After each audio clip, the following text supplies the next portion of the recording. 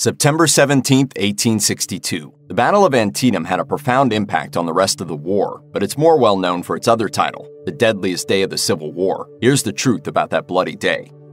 All wars are remembered for being violent and for being bloody, but just looking at the numbers, nothing in American history compares to the Civil War. And this isn't to diminish any other war, the statistics just speak for themselves. According to American Battlefield Trust, Civil War casualties numbered somewhere around 620,000, about 2% of the American population at the time. That's more than American casualties in both world wars combined, and more than every other war combined until Vietnam. And that's not counting the missing, captured, or wounded. Taken all together, the casualty number is closer to 1.5 million. Not to mention that other sources believe the death toll to be closer to 850,000, in which case no other war or combined count is even close. And battles like Antietam are a big part of why the count is so high. Constituting America reports over 12,000 dead, wounded, or missing on the Union side and over 10,000 for the Confederacy. But even with 23,000 casualties, it's still pretty far from the bloodiest battle of the whole war. A handful are within 10,000 casualties more, while Gettysburg has over double the casualties at 51,000. But Antietam has its own terrible title as the most deadly single-day battle, with 23,000 people dead or wounded in under 24 hours. It was 1862 and things weren't going well for the Union. There were a number of reasons why, but it mostly comes down to demoralization and a few less than flattering military losses. That gave the Confederates an opportunity, and one that General Robert E. Lee was going to capitalize on. He knew that invading Maryland would end up being a real blow to the Union as a whole. The Confederacy could really go on the offensive and start encroaching on Union lands. That spawned the Maryland Campaign, Lee's ambitious plan to pretty much sweep through the state and capture Union-controlled areas. Here's the thing though, Antietam wasn't exactly part of those plans. As NPR says, Antietam wasn't a strategic position, it's just where the Confederate Army fell back to when things went sour. At best, it would just be a place where they could launch a larger campaign further north. A Confederate victory up north could have meant something. Antietam itself didn't really mean much. The actual lines only shifted about 100 yards total. That said, it could have been incredibly important. McClellan allowed Lee to retreat and regroup and refused to pursue him, feeling he'd done his job. But as history says, and as Lincoln pointed out to him, McClellan could have decimated the Confederate Army right then and there. The war might have been won that day, but the chance slipped away. Part of the Battle of Antietam took place at the cornfield, and that part of the battle went on for a full 8 hours. But the thing about this is the fact that it was a relatively small space. As NPR says, from the start, the gunfire was extremely concentrated, opening with just 200 yards of distance between the two armies. Then from there, things just got even closer, even down to 100 yards or less. Basically, at certain points, a soldier could just pop up and immediately see the enemy. So in the case of the Confederates at Sunken Road, they were caught in a death trap, Union soldiers descending almost directly on top of them. Death was quite literally upon them. The soldiers at Antietam had plenty of vivid memories of the battle, hours on end during which they were surrounded by death. And that was true no matter the side. Sebastian Duncan recalled the fear of hearing shots whiz over their heads, the shells bursting into splinters above them, all the men ducking on instinct, even if the shots were passing more than 100 feet over them. Eventually, they realized the distance, but that didn't make anyone brave enough to try and poke their heads up for a better view. But for others, the bullets truly did rain down on them. Thomas Evans wrote how, sometimes, the shells were exploding just over their heads, showering them in shattered bits of metal. Another soldier, Robert Kellogg, had a shell burst so close to him that it blew dirt right into his face. With bullets flying through the air, knowing they were hitting so close, the instinct was just to hope for a little luck and stay out of the way. The Confederate soldiers in particular had their share of it at Sunken Road. Taking cover in a ditch in the road, their position soon became a death trap where shots rained down on them from every direction, and their only salvation was escape through the rear. It's no stretch to call Antietam the bloodiest day in all of American military history, and the devastation on the battlefield itself was obvious to everyone present. But William Child, a surgeon writing from a battlefield hospital near Sharpsburg, believed that maybe it was the days after the battle which might be even worse. In the aftermath of the battle, his work was never ending, dressing wounds quite literally from dawn until dusk for multiple days on end.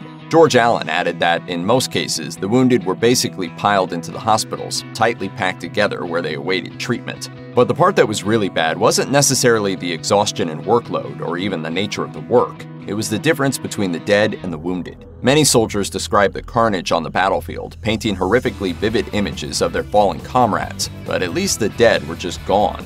The wounded had to suffer through intense and burning pain, and it wasn't easy for them or the doctors who treated them. It was all so bad, Child believed it was an act of God, punishment for a great sin.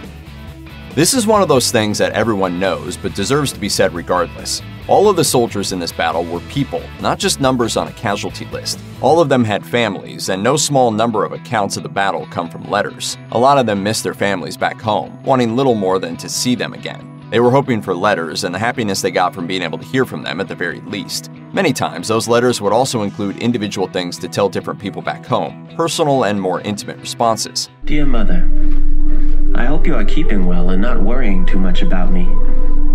You mustn't think that any of us are going to be killed. And there are stories filled with a lot of longing. William Child wrote to his wife about a dream he had where he was back home, back in his normal life, feeling like the dream was real. Another soldier also wrote home, not sad or despairing over his wounds, but from the fact that someone had stolen something priceless from him, a book containing a lock of his wife's hair. As history tells it, on September 13th, the Union Army under General George McClellan was stationed just outside Frederick, Maryland. Sergeant John Kloss and Corporal Barton Mitchell happened upon a lucky find: 3 cigars discarded on the ground. But it was more than that. A paper was wrapped around them addressed to Confederate General D.H. Hill entitled Special Order No. 191. This was a major find. McClellan and the Union had been completely confounded by Lee's strategies, but suddenly they had their hands on the Confederate Army's exact plans, coming directly from Lee's adjutant general. Suddenly, they knew that Lee's army was spread thin, separated into 5 parts over 30 miles, and not even that far away. It was a massive tactical advantage, except McClellan did nothing about it. History Daily explains that it would have been easy for the Union to completely decimate the Confederate Army in one fell swoop. They could have taken them out piece by piece, a bunch of small battles between a tiny army and a much larger one. It would have been the easiest Union victory and one with a relatively small casualty count, but McClellan completely squandered the opportunity. He took a full 18 hours to mobilize his troops, at which point Lee already guessed the Union knew about his plans and had regrouped his forces. The Civil War saw a pretty important first in history. It was the first war to ever be photographed. Battlefields were generally too chaotic for photography, but photographers could document the preparation and the aftermath, and that's the big part, the aftermath. The Civil War was the first war to be photographed, but Antietam was the first battlefield photographed before the dead were buried. It was the first battlefield that anyone could see, littered with the bodies and the dead and all. Those photographs went up into galleries, and for the first time, people at home could see just how terrible battle was. They could see how bloody and grim it was without ever being there themselves. All of a sudden, the war was brought right to their doorstep. The Battle of Antietam has become infamous for the amount of blood shed in such a small amount of time, but it's also become famous for other reasons, like inadvertently changing the tide of the Civil War. According to Constituting America, Abraham Lincoln had been intending to find a way to end slavery. His solution to that problem was the Emancipation Proclamation, a document which would free slaves in the South as a part of Lincoln's wartime powers, while exempting slaves in the border states in order to keep those states from running into the arms of the Confederacy. But the Union wasn't in a great place at the time when Lincoln first penned it. As history says, Union morale was already low, the military despairing because of lost battles, and the public at large frustrated with how long the war was taking. So Lincoln's cabinet were worried about him delivering such a speech. They counseled him to wait for a military victory, arguing that it would be best to deliver the Emancipation Proclamation from a place of strength. Antietam was exactly that. Casualties were high to the point that many historians would actually call the battle a stalemate, but the Union claimed it as a victory regardless. It was the best chance the Union was going to get, and Lincoln issued the Emancipation Proclamation, freeing slaves as of the start of 1863. The Union had a lot to deal with in 1862, a demoralized army, disappointing military defeats, unpopular legislation, and the like. But there was another looming problem: Europe. Europe imported Southern cotton, and there was a chance they might end up recognizing the Confederacy. Backing by a major European power could really change things for the South, and that fear was a legitimate concern as Europe was definitely watching from the sidelines. England and France had initially stated their neutrality, their respective governments not willing to support rebels who believed in slavery, as both countries had already abolished the practice. They were expecting a quick Union victory, but that quick victory didn't happen, and the 2 European powers started to reconsider. European nobility identified with Southern gentility, and the governments thought that the U.S. was becoming too powerful in world affairs. The nation splitting would reset the balance of power.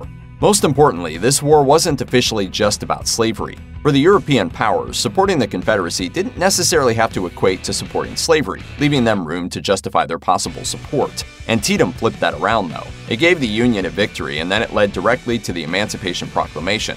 Suddenly, the war was undeniably about slavery, and the Confederacy was the villain for supporting it. At that point, European powers pulled out entirely since they couldn't support the Confederacy without their people hating them. Check out one of our newest videos right here. Plus, even more grunge videos about your favorite historical moments are coming soon. Subscribe to our YouTube channel and hit the bell so you don't miss a single one.